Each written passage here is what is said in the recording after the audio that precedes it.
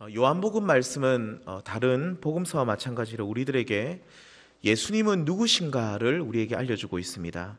특히 요한복음 말씀을 시작하는 1장 1절부터 18절까지 말씀을 보시면 예수님께서 누구신지에 대해서 상세하게 우리에게 알려줍니다. 요한복음 1장 1절은 이렇게 시작합니다. 태초에 말씀이 계시니라. 그리고 그 말씀은 하나님이시며 태초에 만물이 지음을 받았을 때에 그가 없이 지어진 것이 하나도 없다라고 하십니다. 곧 예수 그리스도는 창조주시며 지금 또 온 세상을 통치하고 계신 분이라고 그렇게 말씀합니다. 또 예수님은 누구십니까? 요한복음 1장 4절에 보시면 그 안에 생명이 있었으니 이 생명은 사람들의 빛이라 그렇게 하십니다. 다시 말씀드리면 예수님은 우리의 생명이시며 어두움 가운데 살아가는 사람들의 빛이라고 하십니다. 그리고 이어서 예수님은 자기 땅에 자기 백성에게 오신 왕이시라고 말씀합니다. 뿐만 아니라 요한복음 1장 14절에서는 예수 그리스도를 아버지의 독생자의 영광이라 그렇게 하십니다. 정리하면 예수 그리스도는 창조주시며 생명이시며 빛이시며 왕이시며 그리고 하나님의 외아들 독생자가 되신다라고 그렇게 우리에게 분명히 가르쳐 줍니다. 이렇게 요한복음은 그 말씀을 시작하면서 예수님이 누구신지부터 정확하게 우리에게 알려주고 있습니다. 이어서 요한복음 말씀에는 7가지 표적이 나옵니다. 요한복음 2장부터 보시면 가나의 그 혼례잔치에서 물을 포도주로 바꾸시는 표적, 그리고 4장에 가시면 왕의 신하를 고치시는 표적, 5장에서는 38년 된 병자를 고치시고 6장에서는 오병이어 사건과 바다 위로 걸어오는 사건, 그리고 오늘 읽은 9장에 보시면 날 때부터 맹인된 사람에게 빛을 주는 표적, 마지막으로 11장 7번째 표적은 뭐냐면 바로 죽은 나사로를 살리는 부활 사건, 이렇게 7가지 표적이 나오는데 이 모든 표적은 요한복음을 시작하면서 그분이 어떤 분이신지를 선포했던 그 내용을 확인하고 그분이 진짜 이런 분이라는 사실을 확증해 주는 사건들입니다. 곧 예수님은 창조주시며 생명을 주시는 분이시며 빛을 주는 분이시고 만왕의 왕이시며 은혜와 진리가 충만하신 하나님의 독생자이심을 이 7가지 표적들이 분명하게 보여주고 있다는 말입니다. 그래서 요한복음 말씀은 예수님이 누구신지를 소개하고 그 예수님을 7가지 표적을 통해 우리에게 증거해 주고 있는 그러한 내용으로 이루어져 있습니다. 오늘 읽은 요한복음 9장에 나온 날 때부터 맹인된 사람이 빛을 얻은 이 사건은 오늘 우리에게 어떤 예수님을 알려주고 있습니까? 그렇습니다. 바로 요한복음 1장 9절 말씀처럼 참빛 곧 세상에 와서 각 사람에게 비추는 빛이신 예수 그리스도를 우리에게 소개해 줍니다. 어두운 가운데 살아가는 우리들에게 빛을 주셔서 하나님의 그 영광 가운데 살게 하시는 분이심을 오늘 본문에 나온 맹인이 눈을 뜨게 된 이 기적 사건을 통해 우리에게 알려주고 있습니다. 더 나아가서 우리 모두는 빛이신 예수 그리스도를 믿음으로 말미암아 어둠에서 빛을 얻을 뿐만 아니라 빛 가운데 살아야 함을 이 표적 사건은 우리에게 알려줍니다. 그런데 오늘 본문의 결론 말씀인 41절을 보시면 너희가 맹인이 되었더라면 죄가 없으려니와 본다고 하니 너희 죄가 그대로 있느니라 그렇게 하십니다. 이 말씀의 뜻은 빛이신 예수 그리스도를 통해 빛을 얻은 이 날 때부터 맹인된 사람, 이런 사람이 있는 반면에 여전히 어두운 가운데 살아가는 사람이 있다 하는 뜻입니다. 다시 말씀드리면 오늘 본문에 등장하는 유대인 종교 지도자들, 이 바리새인들은 여전히 어두운 가운데, 죄 가운데 있고, 반대로 날 때부터 맹인되었던 사람은 예수 그리스도를 통해 빛을 얻어 영원한 생명을 얻게 되었다는 말입니다. 그런데 여기서 우리가 주의해서 보아야 할 부분은 빛이신 예수 그리스도께서는 날 때부터 맹인된 사람에게 빛을 비추어 주셨을 뿐만 아니라 바리새인들에게도 동일한 그 빛을 비추어 주셨다는 사실입니다. 5절에 보시면 9장 5절에 보시면 내가 세상에 있는 동안에는 세상의 빛이로라, 이 말씀처럼 그리스도께서는 아직 십자가에 달리시기 전이기 때문에 바리새인들에게도 생명의 빛을 비추고 계시고 그리고 동일하게 날 때부터 소경된 자에게도 그 빛을 여전히 비추고 계셨다는 말입니다. 그런데 놀라운 사실은 바리새인들은 이 빛을 거부하고 받지 못했고, 반대로 날 때부터 소경되었던 참 소망 없이 살아가던 이 사람은 생명의 빛을 얻어 구원받았다는 것입니다.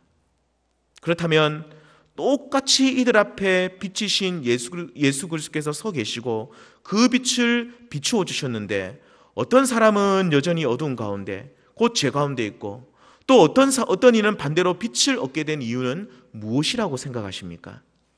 크게 두 가지가 결정지었다라고 오늘 본문 말씀을 우리에게 가르쳐 줍니다. 이 부분을 잠시 살펴보겠습니다. 그 첫 번째 이유는, 날 때부터 맹인이었던 이 사람은 자신은 볼 수 없는 사람이라고 인정했고, 반대로 바리새인들은 스스로 보는 사람이라고 굳게 믿고 있었기 때문입니다. 오늘 본문에 등장하는 바리새인들은 누구보다도 스스로 의롭다 여기는 사람들이었습니다. 그래서 이들은 날 때부터 맹인된 자가 눈을 뜨게 되었을 때에 이 사람이 고침받은 때가 안식일임을 알고, 이를 통해 예수님을 정죄하고 눈을 뜨게 된 그 사람을 혼을 내려고 했던 것입니다. 이와 같이 바리새인들은 다른 사람들의 실수와 잘못을 보고 지적하는 것에는 도사였고, 또한 스스로 경건하고 의롭다는 자부심으로 똘똘 뭉친 그런 사람들이었습니다. 외적인 모습만 보면 참으로 이들은 경건하고 의롭고 훌륭한 사람들이었습니다. 하지만 빛이신 예수님께서는 이들은 영적 소경이다, 영적 맹인이다 라고 분명히 말씀하십니다. 그렇다면 무엇을 보지 못하는 맹인입니까? 다른 사람들의 잘못을 보지 못합니까? 아닙니다. 율법 곧 성경을 보지 못합니까? 아닙니다. 이들은 다른 사람들의 잘못을 누구보다도 잘 관찰했고 또한 간파했고, 성경을 누구보다도 잘 보았던, 성경에 있어서는 정말로 박사였던 사람들이었습니다. 그렇다면 무엇이 없었습니까? 바로 이들에게는 내면의 눈이 없었습니다. 다시 말하면 자신 안에 있는 어두움을 보는 곧 내면의 눈이 없었기 때문에 예수님께서는 이들을 향해 너희가 진짜 소경이고 맹인이다라고 말씀하신 것입니다. 그래서 예수님께서는 41절에 보시면 너희가 맹인이 되었더라면 죄가 없으려니와 본다고 하니 너희 죄가 그대로 있느니라, 그렇게 말씀하십니다. 바리새인들은 스스로 본다고 하는 사람들이었습니다. 자신들은 누구보다도 의롭기 때문에 유대 사회에 일어나는 모든 불의한 일을 판단하고 재판하는 사람들이라, 그들은 그렇게 생각했습니다.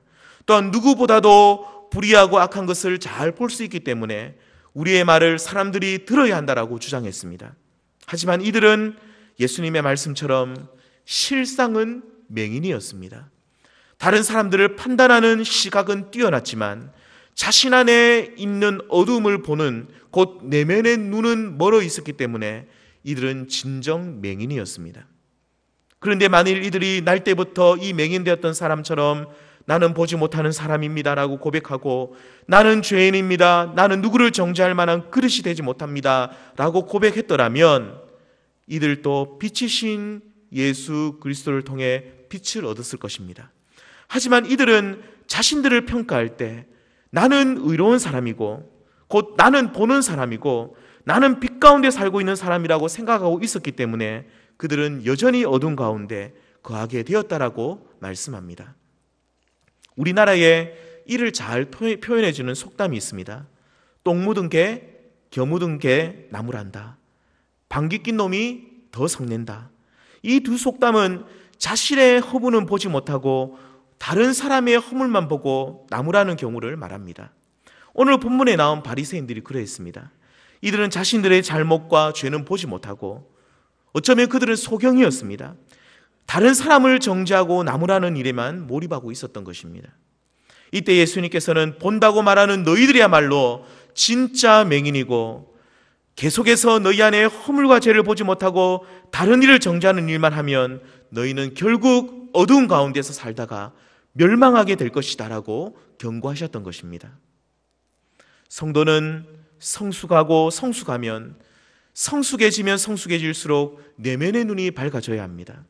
이 말은 자신 안에 문제가 무엇인지를 말씀 가운데서 찾아내고 그 어두움을 날마다 하나님께 고백하며 도움을 구할 수 있어야 된다는 뜻입니다. 자신이 하는 행동 하나하나, 말 한마디 한마디 하나 하나님 앞에 점검받으면서 어두운 부분, 곧 하나님의 뜻과 맞지 않는 죄악된 부분이 있다면 회개하고 새롭게 되어 날마다 거룩한 삶을 향해 전진해 나가야 한다는 뜻입니다. 얼마 전에 곰장어를 먹는데 옆에 계신 분이 곰장어는 일반 장어보다 하등한 장어다, 그렇게 말씀하셨습니다. 왜냐하면 눈이 퇴화되어서 눈이 없는 것이나 마찬가지이기 때문이라고 그렇게 말씀합니다. 잘 보고 다니는 일반 장어보다 보지 못하는 곰장어는 하등 생물이다, 그렇게 말씀하셨습니다. 저도 그 말을 들으면서 그렇구나, 그래 생각을 해보았습니다. 성도가 자신 안에 있는 내면의 얼굴을 보지 못하면 그는 어쩌면 정말로 저급한 신앙인이 될 수가 있습니다. 다른 사람을 판단하고 정죄하는 일은 잘하지만 빛이신 그리스도 앞에서 정작 자신의 모습은 보지 못하고 오직 다른 사람을 정죄하고 판단하는 일만 계속하고 있다면 그는 어쩌면 지금 멸망의 길로 달려가고 있는 사람이라 해도 과언이 아닙니다. 사랑하는 성도님들, 오직 빛이신 예수 그리스도 앞에서 자신의 모습을 먼저 볼 수 있는 정말로 성숙한 우리 성도님들 되시기를 바랍니다. 빛이신 예수 그리스도를 통해 자신의 속마음을 정말로 세밀하게 관찰하는 내면의 눈이 밝아져서 다른 사람을 정죄하기 전에 자신의 모습을 먼저 하나님 앞에 내어놓고 내 안의 죄악들을 먼저 발견하고 애통해할 수 있는 우리 모두가 되기를 소망합니다. 그렇게 할 때에 빛이신 예수 그리스도를 통해서 영원한 빛을 얻고 그리고 생명을 얻을 뿐만 아니라 우리가 빛된 삶, 빛 가운데 거하는 삶을 살아가는 거룩한 성도로 서게 될 줄 믿습니다. 두 번째로 함께 이 빛 대신 그리스도 앞에 서 있었지만 날 때부터 맹인된 이 사람만 빛을 얻게 된 이유는 이 맹인된 사람은 예수님의 부르심에 응답하고 순종했기 때문이다라고 성경은 말합니다. 그렇다면 빛을 얻지 못한 바리새인들은 빛이신 예수님 앞에 무엇을 하고 있었습니까? 앞에서 말씀드린 대로 바리새인들은 예수님 앞에 함께 서 있었지만 이들은 무엇을 가지고 예수님을 고발할까? 어떻게 하면 유대 사회에서 우리가 가진 이 기득권을 빼앗기지 않고 유지할 수 있을까?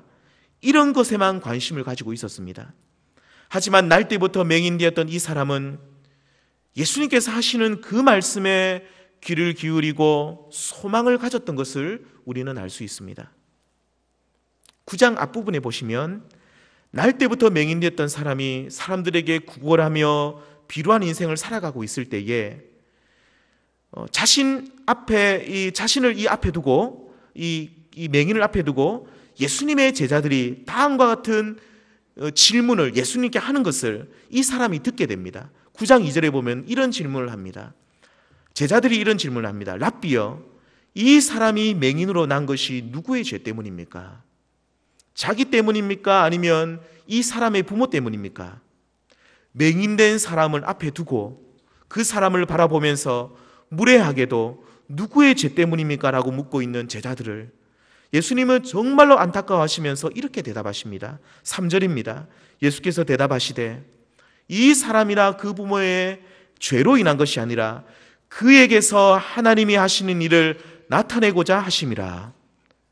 맹인된 이 사람은 자신을 앞에 두고 갑론을박하는 제자들을 향해서 누구의 죄 때문인지 정말로 토론하는 제자들을 향해서 맹인된 이 사람에게서 하나님이 하시는 일을 나타내고자 하심이라는 예수님의 말씀을 그는 들었던 것입니다. 이때까지 모든 사람들은 자신을 향해 네가 맹인된 것은 너희 부모 죄 때문이고 네가 맹인된 것은 아마도 네가 너무 많은 죄를 지었기 때문이라는 그런 정죄의 말을 수없이도 들었을 것입니다. 그런데 지금 자신 앞에 서 계신 저 예수라는 분은 너를 통해 하나님이 하시는 일을 나타내고자 하심이라 이렇게 말씀하셨을 때 그는 큰 충격을 받았을 것입니다. 여태까지 아무도 나에 대해서 이런 긍정적인 말을 해주는 사람이 없었는데 이 예수라는 분은 나를 통해 이 나 같은 죄인을 통해 하나님이 하시는 일을 나타내신다는 그 말을 들었을 때에 그 마음에 큰 소망이 생겼던 것입니다. 그 소망은 이 예수님이라는 분이 시키는 대로 하면 이 예수님이 뭐라든지 내가 이 예수님의 말씀을 따라가면 나를 통해 하나님이 하시고자 하시는 영광스러운 일이 나타나게 될 것이다는 그 소망이었습니다. 그래서 날 때부터 맹인됐던 이 사람은 예수님께서 침을 뱉으셔서 진흙을 이기셔서 그의 눈에 바르시고 네가 저 실로암 못이라는 곳에 가서 씻으라고 했을 때에, 어쩌면 정말로 말도 되지 않는 그런 그 행동을 요구했을 때에 그는 이 진흙을 눈에 붙인 상태로 사람들의 조롱과 멸시를 받으면서 묵묵히 그 말씀을 듣고 순종했던 것을 우리는 알 수 있습니다. 이렇게 예수님의 부르심의 소망을 가지고 응답했던 날 때부터 맹인됐던 이 사람은 그래서 빛을 얻게 되었고 영원한 생명을 얻게 되었다라고 오늘 성경은 우리에게 말해주고 있습니다. 사랑하는 성도님들, 우리 주님께서는 오늘 이 말씀에 나온 맹인된 사람을 찾아오셨던 것처럼 우리 삶의 고난의 자리에도 찾아오셔서 내가 너를 통해 내가 하고자 하는 일을 나타내겠다라고 말씀하십니다. 고난 속에 힘들게 살아가는 우리 인생 가운데 한 줄기 소망의 빛을 비춰주시면서 네가 나를 따라오고 내 말을 듣고 순종하면 영원한 생명의 빛을 얻게 된다라고 약속하십니다. 그리고 너의 주도권을, 너의 왕권을 나에게 돌리고 내가 시키는 대로 하면 네가 살게 될 것이라고 말씀하십니다. 하지만 우리가 이 말씀을 거부하고 정말 우리가 역경 속에서도 끝까지 완악하게 우리 인생의 주도권을 쥐고 있고 하나님의 그 부르심을 거부한다면 오늘 이 성경에 나온 바리새인들처럼 하나님이 주시는 그 기회를 놓쳐버릴 수 있다는 말입니다. 그 기회가 무엇입니까? 빛을 얻고 생명을 얻고 삶의 회복을 누리는 그 귀한 이 기회를 놓쳐버린다는 것입니다. 하지만 오늘 성경에 나온 맹인처럼 예수님께서 우리를 부르실 때에 순종하여 그분을 따라가면 주님께서 그 보혈로 우리를 씻어 깨끗하게 해주시고 물과 성령으로 거듭나게 하셔서 영원한 빛 가운데 거하게 하십니다. 뿐만 아니라 우리 삶에 필요한 것들을 채워주시고 우리 삶의 회복을 누리게 하십니다. 하지만 고난의 자리에서도 답답하고 캄캄한 어두운 가운데서도 희미하게 들리는 주님의 음성을 거부하고 나에게 오라는 그 말씀을 거절하고 끝까지 내가 한번 해보겠다 하면 우리의 구원은 요원해지고 어쩌면 그 구원의 때가 지나가 버리게 될 것입니다. 그래서 예수님께서는 구원의 때가 항상 있는 것이 아님을 강조하시면서 9장 4절 말씀에서 밤이 오리니 그때는 아무도 일할 수 없느니라 그렇게 말씀하십니다. 사랑하는 성도님들, 이렇게 아무것도 할 수 없는 어두운 밤이 오기 전에 우리 주님의 그 부르심을 듣고 속히 응답하셔서 우리 인생의 주도권을 하나님께 돌려드리시기를 바랍니다. 그리고 우리 인생의 주도권을 하나님께 돌려드리시면서 그분이 우리에게 말씀하시는 대로, 그분이 우리를 인도하시는 대로 잘 따라가셔서 영원한 빛 가운데 그 영원한 그 생명 안에 거하시는 우리 귀한 성도님들 다 되시기를 바랍니다. 말씀을 맺도록 하겠습니다. 영원한 생명으로 우리를 인도하시는 우리 주님께서는 날 때부터 맹인된 이 사람과 바리새인들 앞에 서 계셨지만 맹인된 사람은 빛을 얻고 구원을 받았지만 바리새인들은 여전히 어두운 가운데 죄악 가운데 멸망하는 인생이 되어버렸다라고 성경은 우리에게 말씀해주고 있습니다. 똑같은 기회가 주어졌는데 정반대의 결과가 나온 것은 빛 대신 예수 그리스도 앞에서 정반대의 반응을 보였기 때문입니다. 먼저 바리새인들은 스스로 잘 보는 사람이다, 나는 문제가 없는 사람이라고 그들은 그렇게 여기고 살았습니다. 하지만 맹인은 나는 보지 못하는 사람이고 나는 문제가 많은 사람이고 나는 죄인임을 인정하였습니다. 그러므로 스스로 잘 본다고 하였던 바리새인들은 영적 소경이 되었고 반대로 나는 보지 못하는 맹인이다라고 말하고 나는 죄인이라고 고백했던 이 사람은 빛을 얻어 구원을 받게 되었습니다. 그러므로 우리 모두도 빛 대신 주님 앞에 서서 하나님, 우리는 정말로 맹인입니다. 우리는 소경입니다. 우리는 죄인입니다. 나는 문제가 많은 사람입니다라고 그렇게 진실한 마음으로 빛 대신 주님 앞에 고백하셔서 참빛인 예수 그리스도로 인해서 영원한 그 빛을 얻으시고 그리고 그 빛 가운데 살아가시는 우리 성도님이 되시길 바랍니다. 그리고 두 번째로 날 때부터 맹인됐던 이 사람은 예수님이 부르셨을 때 순종하며 나아갔습니다.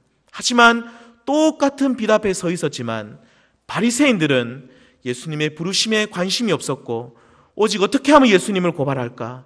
어떻게 하면 예수님을 죽일까? 여기에만 관심이 있었던 것을 우리는 알 수 있습니다. 사랑하는 성도님들, 우리 삶에 정말로 불청객처럼 찾아온 그 고난의 자리에서 주님께서 우리를 부르실 때에 그 음성을 거절하지 마시고 순종하심을 통해 생명의 빛을 얻으시고 우리의 삶의 회복을 누리시는 우리 성도님들 다 되시기를 바랍니다. 내 삶에 몰입해서 내 삶의 주도권을 내가 쥐고 있어서 그 음성을 거부하는 것이 아니라 그 세미한 음성을 잘 들으시고 순종하셔서 빛을 얻고 생명 얻고 참된 회복 누리시는 우리 귀한 성도님들 다 되시기를 소망합니다.